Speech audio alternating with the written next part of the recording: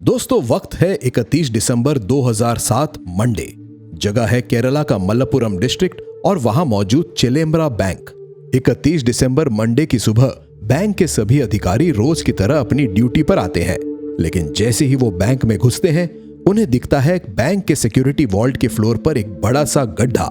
ये bank first floor पर मौजूद था और वॉल्ट के फ्लोर पर गड्ढे को देखकर बैंक के सभी अधिकारी शॉक थे। वॉल्ट के अंदर सारा सामान बिखरा पड़ा था, जिससे पता चल रहा था कि बैंक में चोरी हुई है, लेकिन कितनी कोई नहीं जानता। जब बैंक के अधिकारी कैलकुलेशन करना शुरू करते हैं तब पता चलता है बैंक में करीब 8 करोड़ की रॉबरी हुई है, जिसमें 80 किलो तक का सोना और 50 लाख रुपए कैश मौजूद था। दोस्तों, चेलेम्बरा बैंक में हुई ये चोरी भारत के इतिहास की सबसे बड़ी बैंक रॉबरी थी। इससे पहले साल 1998 में पंजाब के लुधियाना में मौजूद पीएनबी बैंक से 5.7 करोड़ की चोरी हुई थी। इस चोरी को केसीएफ यानी खालिस्तानी कमांडो फोर्स के एक मिलिटेंट सुखदेव सिंह ढिल्लोन ने अंजाम दिया था। उस वक्त की ये भारत की सबसे बड़ी बैंक रॉबरी थी, लेकिन फिर 2007 में चेलेम्बरा बैंक में हुई इस बैंक रॉबरी ने इसका भी रिकॉर्ड तोड़ दिया। लेकिन अब सवाल ये उठता है कि कैसे इस बैंक में चोरी करके चोरों ने इतनी बड़ी बैंक रॉबरी को अंजाम दिया। बैंक लूटते वक्त क्यों किसी को भी इस रॉबरी की भनक नहीं लगी? कौन से लोग इस बैंक रॉबरी में शामिल थे और क्या कभी पुलिस इस बैंक रॉबरी के केस को सॉल्व करके चोरों को पकड़ पाई? आइए समझते हैं इन्हीं सभी बातों को आज की इस वीडियो में। लेकिन अगर आप चैनल पर नए हैं तो ऐसे ही नॉलेजेबल वीडियोस देखते रहने के लिए सब्सक्राइब कीजिए रेडी स्टडी नॉलेज को और बेल आइकन दबाना ना भूलें। दोस्तों, साल है 2007। बाबू नाम का एक शख्स अपने 3 साथियों के साथ बैंक लूटने की प्लानिंग कर रहा है, जिसमें उनमें से एक महिला भी है। बाबू जानता था कि ये काम कितना रिस्की है, इसीलिए ये लोग एक ही बार में बैंक रॉबरी में बड़ा हाथ मारना चाहते थे। शहर के अलग अलग हिस्सों में ये लोग कई दिनों तक अलग अलग बैंक्स में जाकर रेकी करते हैं, जिसके बाद फाइनली वो लोग रॉबरी के लिए चेलेम्बरा बैंक को चुनते हैं। दोस्तों, ये बैंक शहर के बीचों बीच भीड़ भाड़ वाली जगह में मौजूद था, जो कि इन चोरों के लिए रिस्की हो सकता था, लेकिन फिर भी बाबू और उसके साथियों ने इस बैंक को चुना। इसके पीछे रीजन था इस बैंक का स्ट्रक्चर। दरअसल ये बैंक बड़ी आम सी बिल्डिंग के फर्स्ट फ्लोर पर मौजूद था, जिसमें कोई हाई सिक्योरिटी नहीं थी। इसके अलावा बैंक के नीचे ग्राउंड फ्लोर पर एक रेस्टोरेंट था, जो काफी टाइम से बंद पड़ा था, और खास बात ये थी कि इस रेस्टोरेंट का मालिक इसे बेचने वाला था। अब बाबू और उसके साथी मौका पाकर नीचे रेस्टोरेंट के मालिक से मिलते हैं और उसे रेस्टोरेंट रेंट पर लेने के लिए कन्विंस करते हैं। वो लोग रेस्टोरेंट के मालिक से डील करते हैं कि वो खुद से पैसा लगाकर इसका रेनोवेशन करेंगे और रेस्टोरेंट को एक प्रॉफिटेबल बिजनेस बनाएंगे। जिसके बाद बाबू रेस्टोरेंट के ओनर को 50,000 रुपए एडवांस देकर रेस्टोरेंट को रेंट पर ले लेता है और रेनोवेशन का काम शुरू कर देता है। इसके अलावा रेस्टोरेंट के बाहर एक नोटिस भी लगा था, जिसमें 8 जनवरी को रेस्टोरेंट की ओपनिंग के बारे में लिखा था। दोस्तों, रेस्टोरेंट मिलने के बाद अब बाबू और उसके साथी प्लान पर काम करना शुरू करते हैं। दरअसल वो लोग बैंक के स्ट्रॉन्ग रूम यानी मेन वॉल्ट के नीचे एक सुरंग खोद रहे थे, इसीलिए उन्होंने कंस्ट्रक्शन का सारा सामान जैसे ड्रिल मशीन, हथौड़ी, सीमेंट, बालू, पेंट सभी कुछ ले लिया था। अब हर रोज तोड़ फोड़, ड्रिलिंग जैसे आवाजों का शोर आ रहा था, जैसे कंस्ट्रक्शन साइट्स पर होता है। लेकिन बैंक के सभी एम्प्लॉयज को लग रहा था कि रेस्टोरेंट का काम चल रहा है। कई एम्प्लॉयज इसको लेकर एक्साइटेड भी थे कि अब उन्हें बैंक के नीचे ही लंच वगैरह इजीली मिल जाएगा। लेकिन ऊपर बैंक में काम करते सभी लोग इस बात से अनजान थे कि नीचे चल रहा कंस्ट्रक्शन का शोर कोई रेस्टोरेंट के लिए नहीं, बल्कि ऊपर मौजूद बैंक के मेन वॉल्ट के नीचे सुरंग बनाने के लिए था।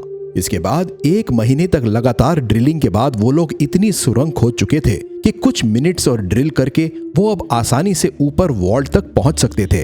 उन लोगों ने इतने प्रोफेशनल तरीके से टनल को ड्रिल किया था जैसे कोई माइनिंग कंपनी के इंजीनियर हो। फिर आती है 30 दिसंबर संडे की सुबह। संडे होने की वजह से पूरा बैंक बंद था। बाबू और उसके साथी सुरंग में होल करके बैंक के मेन वॉल्ट में एंटर होते हैं और वहां मौजूद सभी लॉकर्स को तोड़ने लगते हैं। इसके लिए वो लोग अपने साथ गैस कटर भी लाए थे। दोस्तों, कुछ ही घंटों में वो लोग सभी लॉकर्स को काटकर उसमें से 80 किलो सोना और वॉल्ट में मौजूद 50 लाख रुपए निकालकर फरार हो जाते हैं। और जब अगली सुबह बैंक एम्प्लॉयज बैंक में एंटर होते हैं तब उनके होश उड़ जाते हैं। स्ट्रॉन्ग रूम के फ्लोर पर बड़ा सा गड्ढा था, सारे लॉकर्स खुले पड़े थे।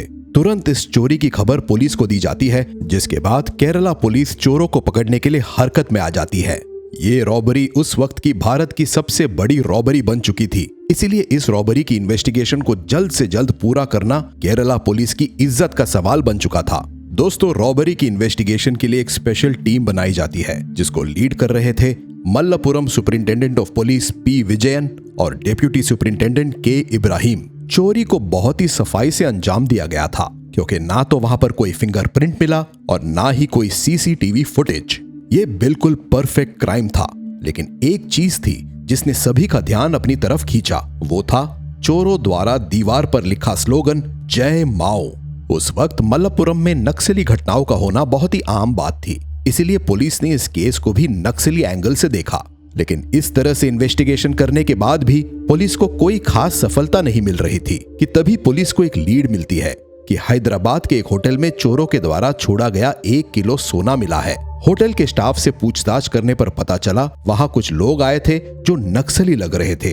होटल में 1 किलो सोने को ऐसे ही छोड़ जाना और बैंक में स्लोगन लिखना, इन दोनों बातों से पुलिस को समझ आ रहा था कि चोर पुलिस को इन्वेस्टिगेशन से भटकाने के लिए सब कर रहे हैं। असल में वो लोग पुलिस का ध्यान जानबूझकर नक्सली घटनाओं की तरफ मोड़ना चाहते थे, जहां पुलिस को कुछ नहीं मिलता और चोरों को बचने का मौका मिल जाता।